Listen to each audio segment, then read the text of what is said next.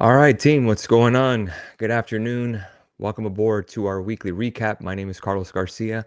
I'm the founder and CEO of GAR Capital. Happy Mother's Day to all who celebrate. Sending love and gratitude to all the great moms out there and grandmas. Appreciate y'all. We love y'all very much. Quick reminder, now is the time if you have not signed up for our Discord server and all the goodies that we have. We're going to be adding more channels here really soon. We are now at 2,431 members. Awesome. Almost 11 years in service. Here's our website, added some cool features.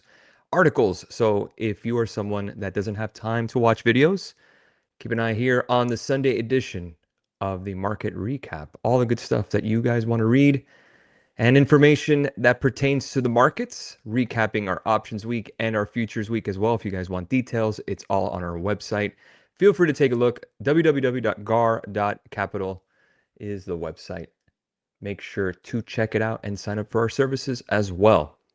Okay. So again, I'm not going to go over the futures stuff that we did or the option stuff, even though we had an excellent week. But if you guys want to see exactly what we did, make sure to go to our website and take a look at those articles. We have it broken down. All right, let's go ahead and talk about it based on the title. The $1 trillion question, is the bottom in? And the answer, short answer, I wrote in my notes for this video is we don't know yet. And that's okay. At least I don't. I don't think so yet. And I'm going to give you the scenarios on what I see and why this week is so crucial. Speaking of the GAR articles, I also typed up an article regarding CPI, which is this week. Very important inflation reading on Tuesday. And it's going to make a make or break deal in terms of the stock market this week, in my opinion. So I'm going to have all the details on why it's important on the actual website. Make sure to check that out. It'll also be on the Discord server under GAR articles. So make sure to keep an eye on that and make sure to turn on notifications. So we're going to assume this week, again, with inflation, the bull case, the bear case, and if it is not a bottom, what are we looking for? Okay, so let's start with the bull case. Let's say we want to confirm, Carlos, can I buy stocks yet? Are we good? Bitcoin is saying we're fine, right? Bitcoin's moving higher, as we know. We do have China trade deal talks, just talks. It's not a deal yet. Again, call me a stickler for details, but I've been here before back in 2019. So very important that we actually get a deal written down because anything can change. So what I have here is the weekly chart here. Every candlestick is weak. So as you can see, never got to that 200-week MA, and I'm going to show you that very soon. But this yellow line here, guys, that is the 50-week MA, 50-week moving average, and it was pretty choppy. We broke above it, but we rejected. And I'm going to show you why it's very important why we get above that, especially this week. So let's check off the list of things that we have gone through the stock market, and yet we've had 1, 2, 3, 4 out of the last 5 weeks be green. Green, just a straight up moonshot that we've had since the lows that were tagged at 48.32. So if we want to give ourselves a little bit of a hint on 48.32 and why that matters, that in itself, let me see if I can bring this up. I think this was the 2022 highs. Yep. See the 2022 highs? That lines up perfectly with the tagging of the bottom, at least short term. And look at the monthly moving average. We got back above the 20-month. Very important. We've been above that really other than 2022 lately. That's kind of how you have to look at it. And of course, COVID. So that this is a month now, monthly chart, very important, but we bounced above it. So again, bull case is at least holding up. Can't say it's completely wrong, but rejecting the 50 MA concerns me. And I'm going to show you why. But again, we're going to stick with the bull case. We have had earnings come in, have been rather strong with margins. We wrote an article on that on the website. We have weathered the storm of FOMC and no rate cut, mind you. And now we're going to have CPI. So if we can have a positive CPI and close above the 50-week moving average this week, that means we've gone through the gauntlet of everything and all the headlines and all the craziness. If we can settle above 57.10 this week, write that down, 57.10 SPX. If we can settle above that, more than likely the bottom is in. More than likely. I'm talking about a really great shot. Now, that's what we're looking for. Let's go to the bear case. The one I hope I'm wrong at, mind you. And of course, I have said it before and I've said it again, 2022 analogy creeps me out because we have been here before. Hell, we even broke above the 50-week MA back in 2022 in April, and then we tested new lows. We had one low here in June. It was in June 13th, broke above it, tagged that 50-week MA, and then came back down to set new lows, and that was it. But that second low, right near that 200-week MA, you see, we didn't get close to it back in June. We got near it this time in March. If bear case we roll over, keep an eye on that 200-week. That'll be the same kind of double bottom setup that we had back in 2022. We're going to talk about the signal to watch for when a bottom is in. Same deal back in 2015 to 2016.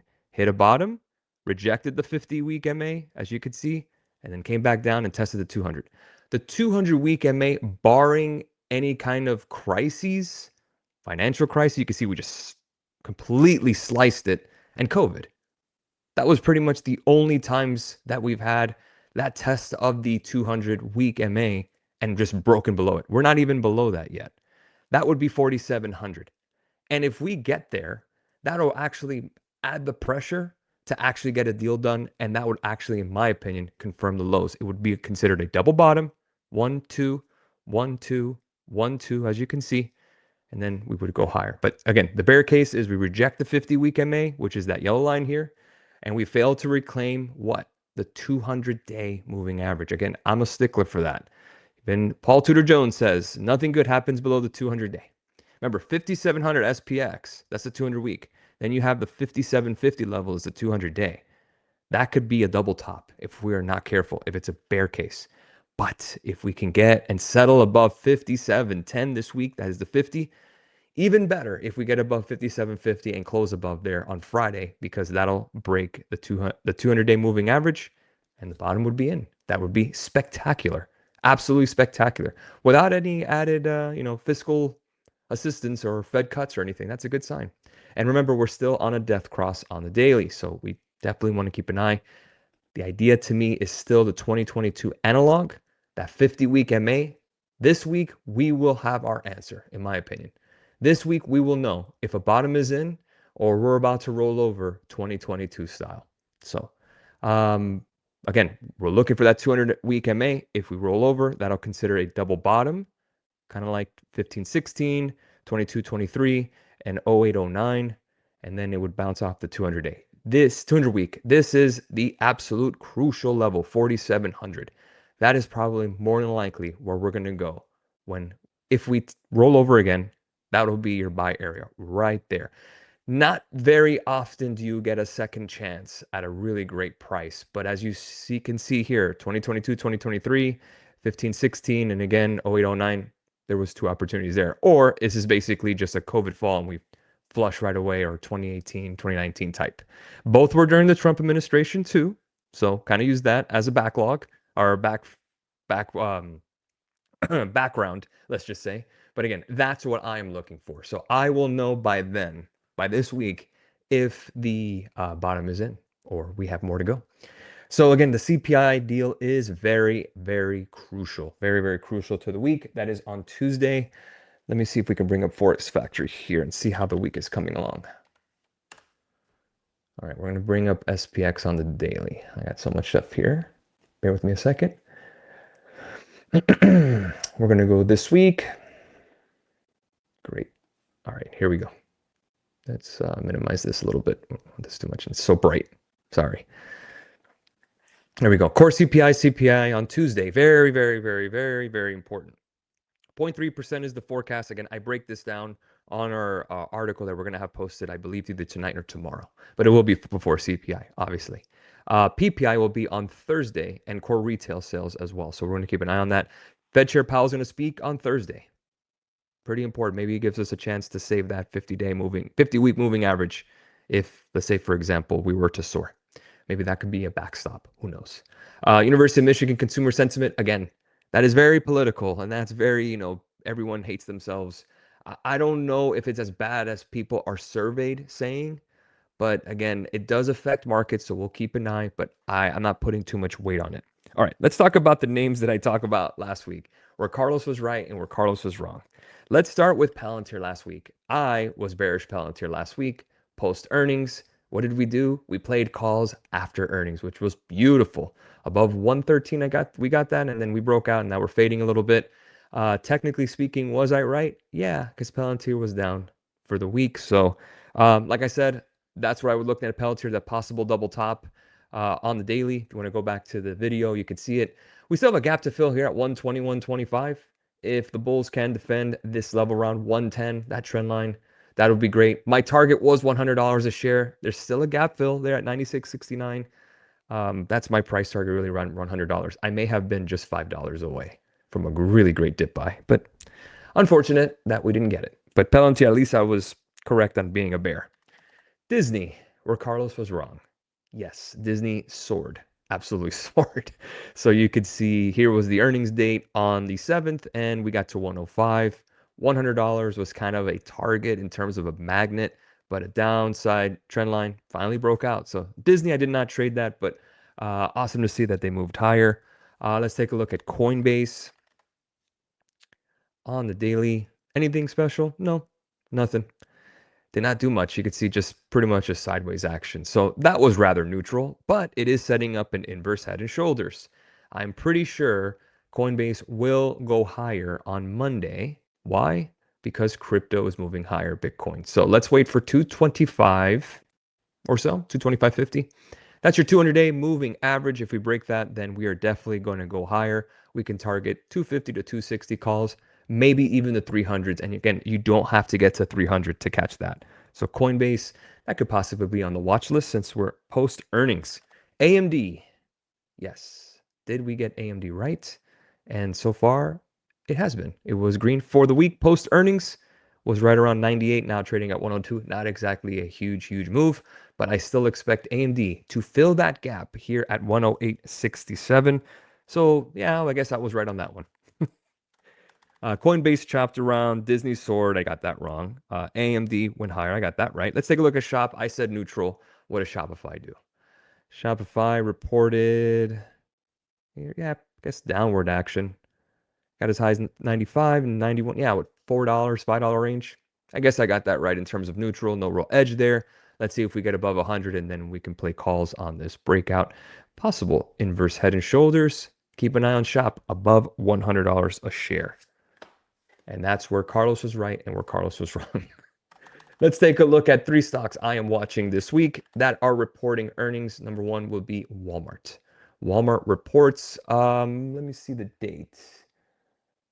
Walmart. I have it here on the server. Walmart reports on Thursday before the bell. I'm going to wait for $100 a share. If we get there, you have a gap to fill at 102. You do the 105 calls, test all-time high if you get there. Is this a bullish setup? I think it's just pretty much sideways. You might get down to 95, might get down to 90. Not the best edge, but I would wait for the break above 100 to fill this gap here at 102.51 for Walmart. Could we be seeing a possible near double top rejection? Possibly. $100 break would confirm that. I'm going to say Walmart goes higher, above $100. I say it fills the gap here to 102.43. So maybe the 103 calls would be okay. The other one, next one is Alibaba. Alibaba, let's take a look at it together. They report on Thursday before the bell, same time as Walmart. Got a couple gaps here. Consolidation, breakout of this downward trend line. Kind of use this trend line as well as support. So let's use around 124, 130. If you get above 130, then we can target this gap fill at 141. So I would say bullish on BABA to 141, as long as you hold this support trend line here. You can see downward trend line has been broken. We can remove it now. We'll use this upward trend line as support. You can see that 50-day is still holding. So I'm going to go ahead and say bullish on BABA as well. I got one more for the road. JD.com. We got a gap to fill below. No gaps to fill up top except at 44. This is a tough one. Possible. Oops. That was a trend line creator. It's not. Let's do this. First thing I see is this downward trend kind of breaking out, but I actually would rather wait below 32 to play puts on this because we got a gap to fill here at 30. So keep an eye on the 30 puts on JD, possibly even lower. Now, granted, these are ADR, so a lot of gaps there, but you can see that possible support being tested 1 and 2. This was a gap from September. And then this was a gap from August earnings, I believe, when it came back down. So let's see if we do roll over before 32. I would be looking at puts on JD.com. They report earnings on Tuesday before the opening bell. Okay, so there you go. So we have the breakdown for our week. Futures did great this week, rather choppy. In terms of S&P, we didn't trade it much. It was all about gold. I'll go ahead and join the futures team at 6 p.m., which is in about an hour, and we can get ready for a possible gap up as we have a possible, I can't say trade deal. We don't have that yet, but trade talk. So expect a gap up in stocks this evening. I would not focus on catching the first move.